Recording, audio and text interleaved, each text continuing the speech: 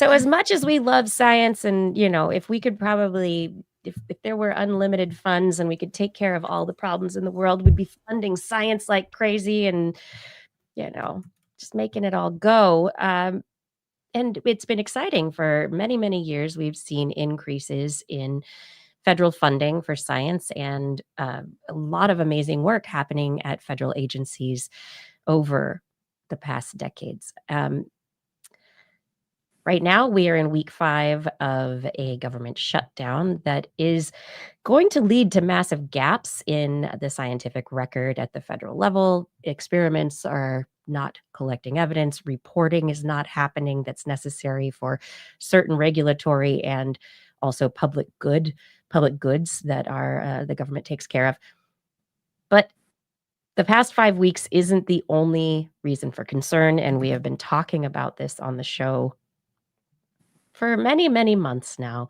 And throughout the history of the show, every year, just about, we're like, oh, what's happening with that congressional funding?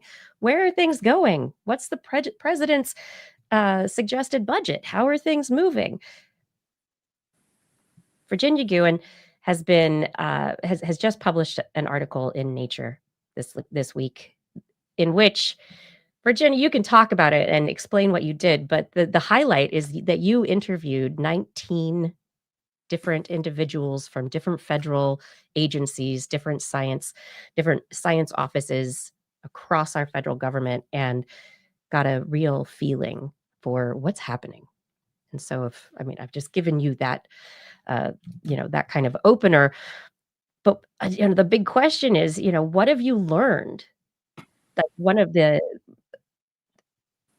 one of your sources in the article that you wrote described how science is being destroyed across federal agencies. Can you share some examples? Is it being destroyed? I think that there was some concern that was hyperbole, but I don't know that it is. I think devastating is the word that comes to mind and was probably the most often used term that I heard doing the reporting. I think some agencies, EPA is being gutted. That I would say is definitely ground zero for where the attack on science is happening. Without question. I think that the Office of Research and Development will no longer exist. It is going to be converted into a purely political, all of the scientists that are managed to hang on, that were part of ORD, will now be part of something that's going to be called OASES, and it will report to a political person. And I think that is the real scary part of where this is headed, is that, we're not doing research for research's sake anymore. It is going to be dictated from political appointees. And I think that is really ominous. I think that, we're already seeing that with a lot of climate change issues and topics that are coming up, a lot of court cases.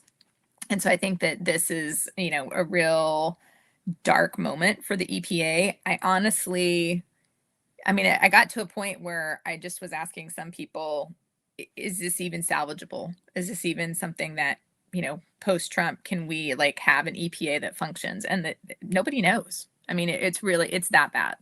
So I think that, across agencies, the ability to monitor chemical safety, air quality, those are the two biggies at EPA that I think have really, really been decimated. And that's scary.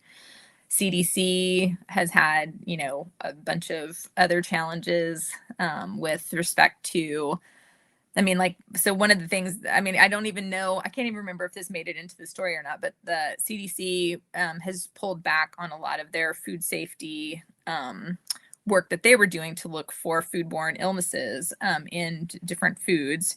And that has been cut. And I've noticed since that happened that there have been more and more reports of listeria in the headlines. And it's just kind of like, how coincidental that we would have all of this, all of these outbreaks when we stop monitoring as effectively for things like listeria and other foodborne illnesses. So I think, like these are real. I think the point of this story that we wanted to get across was there's real world consequences to these cuts. A lot of the science that federal agencies do isn't done in academic institutions. It's not necessarily generating new knowledge. Sometimes it is, and sometimes it's really important, especially when it's related to policy or regulatory efforts. But a lot of times it's also taking stock of natural resources, endangered species, air quality, water quality, food. I mean, it's just, there's so much science that these federal agencies do that is endemic to their mission. And when you cut that, then that leaves us all vulnerable to a lot of risks. And I think that was the overwhelming thing that we wanted to try to paint to the greatest degree we could, is like, what does this mean for us, for all of us, if we have hampered our ability to do science at NASA, NOAA, and NIH, CDC, EPA. And what we found was a lot of really serious implications for risks.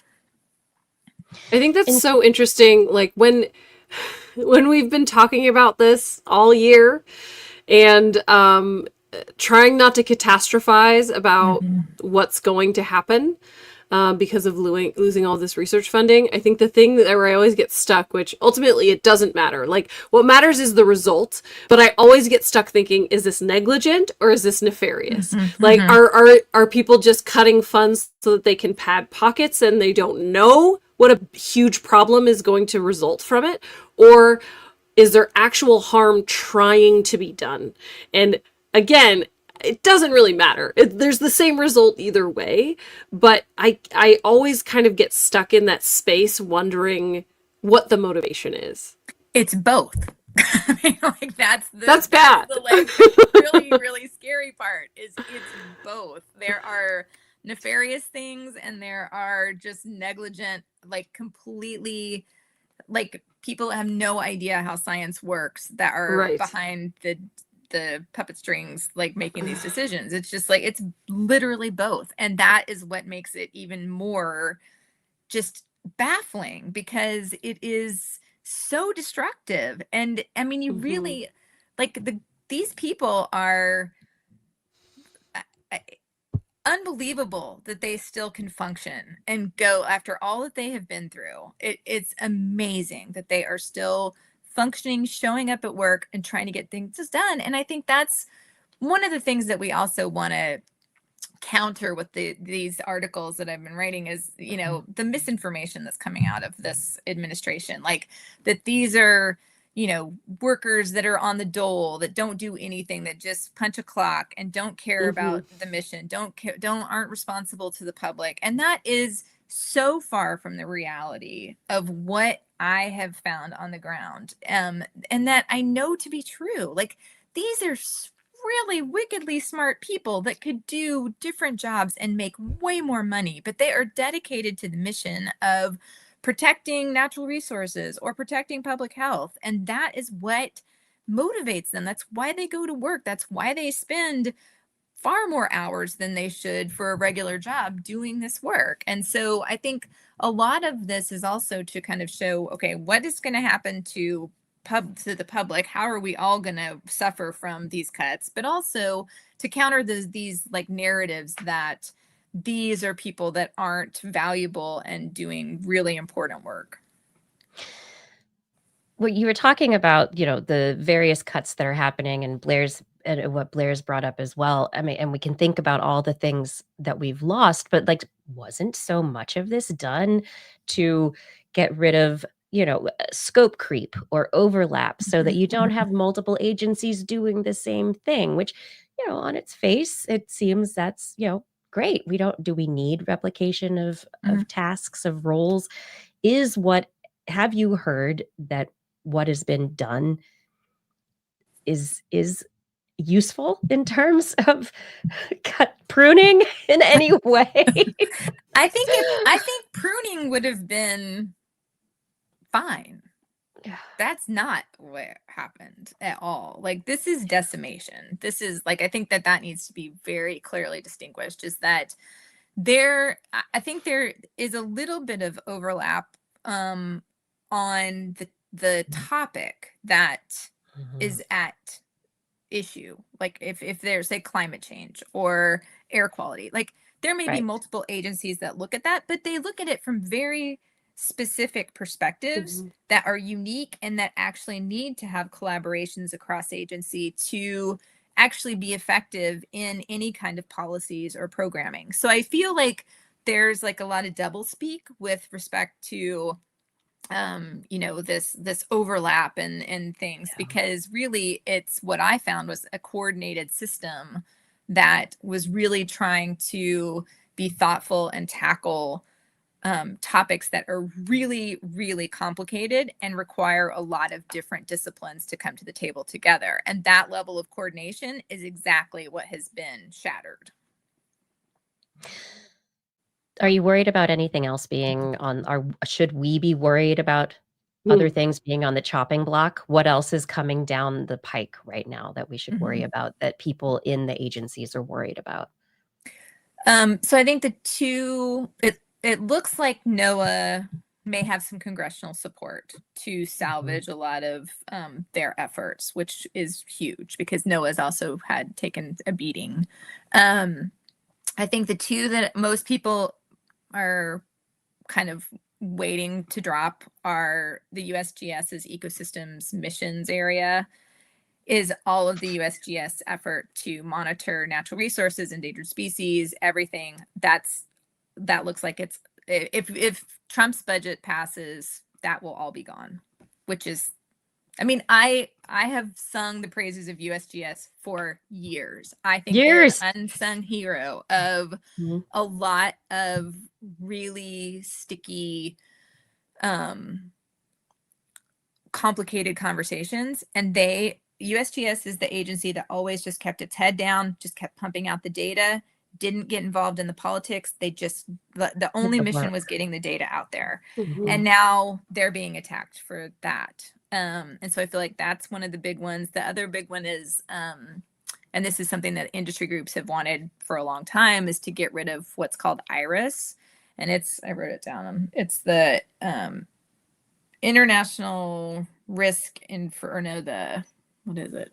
It's the something risk information assessment. It's basically what we use, the database that we use of chemicals and their risks to, I mean, we're pumping out 2,000 new chemicals every year. There is like this whole notion that EPA has already been captured by industry as it is. And this IRIS system was in place to try to find any potential chemical risks that we needed to be aware of. And it had been, really robust. It's something that has been a go-to for this agency for a while. Industry groups have been after it for years, and this looks like they're going to finally get rid of it in this next Yeah, go I think the gist of the statement in your article was like it'll put the EPA in more of a position of defense as opposed to offense. So Yeah. instead of being prepared, it'll be just responding Yep. to issues, which that seems like, yeah, don't we Maybe all not the want best.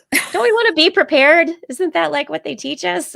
Exactly. I don't know. This does feel like, specifically for environmentalism, since that's my whole thing, is conservation education and animals and the environment and all that good stuff. It's like it's so demoralizing to watch the last 60 years of environmentalism building and evolving and adapting and figuring out how to communicate with the public and actually make traction through laws and regulations. All of it just gone. Like, do we have to read the Lorax on the House floor again? Like, do we have to start over? Polluting is bad. Okay, let's start there. It's, I don't, yes. Rivers used to be on fire. We don't want to go back there. LA used to have air so thick you couldn't breathe. I know. I agree. There's I think that's the magic tales. memory, right? It's all beautiful in the past. Oh man. Right. It does feel it's overwhelming. I mean, it really is honestly overwhelming. I feel like most everybody I talk to is just kind of still shell shocked. Like, how in the world is this the reality that we're living in? Like, this, We're questioning climate change. We're trying to overturn the endangerment finding that says that CO2 and greenhouse gases harm human health. I mean, it just feels like and it's more than that. I think one of the things that also stood out to me, and I don't know that this really came across in this piece so much, but it's other reporting that I've done, is that, we had kind of turned a corner with how we were doing environmental health research in this country. Like, we were really going to communities and we were creating partnerships with impacted, vulnerable communities. We were bringing them to the table. We were asking what were the questions they wanted answered. It was a paradigm shift in how we were conducting science, and had more buy-in. It was just this really robust, really equitable, I'm going to say the bad word. It was a really good. We say it all the time here. It's okay. I'm pro equity. So I feel like that is what honestly has been hit hardest, is like that whole arena of science has been one of like the worst in terms of like clawed back funding, in terms of decimated collaborations. And so that's, now we're back to cultivating mistrust, because all of these groups came to the table. They were sharing their information. They were sharing their stories. They were wanting to work with scientists. And now yet again, that has been thwarted. And that's going to necessitate a lot more trust building again, if and how we ever get to a better place where we were able to go back to that way of doing science.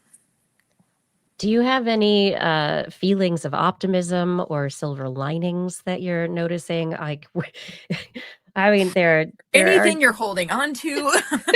I mean, it's from your. I mean, I'm trying to imagine being the journalist that you are, having these conversations that must, you must leave them, and over and over and over again hear probably the frustration, the anger, the sadness, the concern for not just what's happening right here and now, but the future, and like so much. Has there been anything that's like exciting, optimistic? I think so it is hard, and I'm going to try not to cry, because I have listened to so many scientists cry for the last 9 months. Yeah. And they are just rock stars. I mean, I tell every one of them, thank you for the work that you do. It's important. It is valued. I'm sorry that you're being treated like this. And I think that is honestly what I take away from it, is that of the people that are left, they are hardcore. They are not going down without a fight at this point. And they are showing up. They are trying to navigate what is often chaos, and just be stalwart about their mission and why they're here. And just kind of like, no one could have predicted this is what was going to be their future, but they're not shying away from it. And if anything, there are signal groups that are holding themselves together, literally holding themselves together, and they are sharing information. They are an underground network of just support to make sure that everybody can kind of like stay moving forward. So I think that that is to be lauded, and that deserves some recognition of just like how strong and how much they've been through, and how they're still undeterred. I mean, it's just like, now it's kind of like, try to get rid of me. So I mean, that is really, when I see that, and when I see, the level of commitment to making sure that the science that they were doing still manages to get done by hook or crook, like however they can get it going, it's really inspiring. So I think that I want to make sure that their voices get heard, because the unsung heroes. Yeah. The unsung and I heroes think, who are keeping it all working. Totally. Yeah. I think it's interesting talking about this today after yesterday too, because I feel like yesterday is a reminder that while these decisions are being made, they are not necessarily popular ones Yeah. amongst the nation at large, right? And so like things are set up in such a way that they can make that decision without public consensus, but if you pull a random person on the street, they want NOAA funded. They Mhm. want NIH to put out, research for us to use as guidelines. They want all of this stuff. They want clean air and water. Whoa, go big. Crazy. Yeah. So I think that's we have to like keep the momentum going of public support, which, I would appreciate if you have any kind of suggestions on how we can do that and make sure that scientists who are fighting the good fight and putting in the difficult conversations, hours, bending backwards, removing words, whatever it is they're doing to keep doing what they're doing, how can we show our support of their work? Oh, that's a really good question. I mean, I think that's what's everything feels so removed from, like, they're just kind of the voices behind the screen at this point. I mean, it is really like I've gotten to the point now where like I will throw a request out on social media or into one Signal chat and just say, I want to write a story about this. I want to make sure these voices are captured. Please share my details with whoever. And it's just amazing. It's like magic. Like these networks just go out and I start to get all of these people showing up in my inbox, like whatever kind of inbox to be able to communicate and share. And I think that's the thing that's been really interesting over the last 10 months is at first people were terrified to talk. They would not talk on the record. They would not, share much information that was real. Right. It was like pulling teeth to try to find anybody that would even talk off the record. And you had to like make sure that they couldn't be identifiable. But now, that's changing. And I think that the people that are left are more emboldened to, they feel like they've kind of figured out their boundaries of what they can and can't do. And they're more willing to share. They know whether they can talk on the record. Those that can talk on the record are trying to be more available so that they can be the spokesperson for their colleagues. And so I think, just if sharing stories on social media, making sure that, whatever we can do can get filter back to these folks. I think that that's the best thing. I mean, I'm really trying to be open to, whatever they think is the next thing that needs to be written about. Like, it's almost like there's what needs to be shared. Yeah, like they know when, like, they're politically savvy enough that they know when they need to kind of get word out about something and make sure that the press is aware of it. Because if they don't, I mean, the only thing that this administration responds to is pushback. And I think that message has finally made it through to most people. And so they're trying to figure out unique ways to push back. And I think doing whatever we can as the public to also push back in their name and like try to show, support for what these scientists and agencies do is also really critical. I think maybe instead of kids writing letters to Santa, they can write letters to a scientist this Christmas. Maybe we'll Not start. a bad idea. Right? Let's start letter writing campaigns. Thank you, scientist. Seriously, I think that's Thank actually you, a really federal good idea. agency. Thank you for my vaccine. Yeah, exactly. We were going to keep this very short with you tonight, and I appreciate the time that you've had to talk with us. Is there anything that you want to finish up and like leave people with, or any final thoughts in terms of this article? And we will be sharing the link to the article in our show notes so that people can read it as well. Yeah, I think that was just the main thing that I wanted to share was that this, if you know anybody in the federal government, like, take them a treat. Like, I don't know anybody else that deserves, more kudos and more support. I mean, they really have been through the ringer. And I think that that's the scary part, is that this has just been what's happened in 10 months. And so I think that like the unknowing of what is gonna kind of come next is also super scary. So I think, just trying to, however we can, find ways to support them, and also like register our dislike of these continued cuts. I think that those are the most important things that we can do. Yeah. I mean, we support the scientists, we support our society. Mm-hmm. It's all part of it. Thank you so much for joining us. Where can people find you online if they would like to read more of your work or hear more from you? Well, thank you for having me. I'm so Thank happy you. that this story of all stories gets some attention, because I think that it is really key to understanding that, we hear a lot about these cuts, but we need to understand the consequences of them. And I have a website, just my name, virginiagewin.com, and I'm on Blue Sky and, LinkedIn, those kinds of places. But those Blue Sky and my website are probably the best places to go.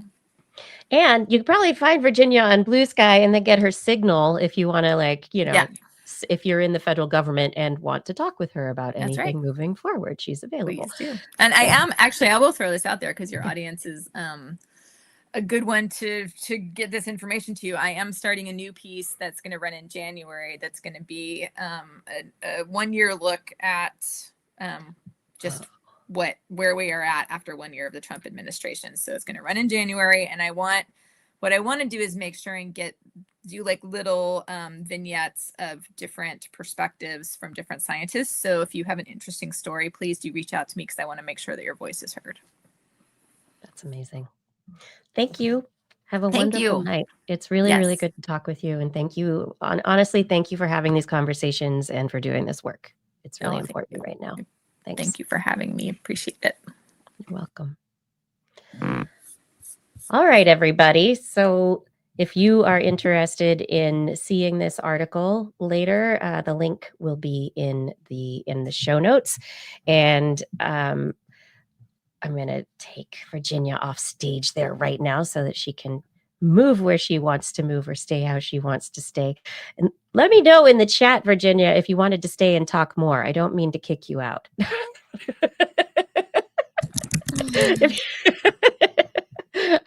I know you're tired.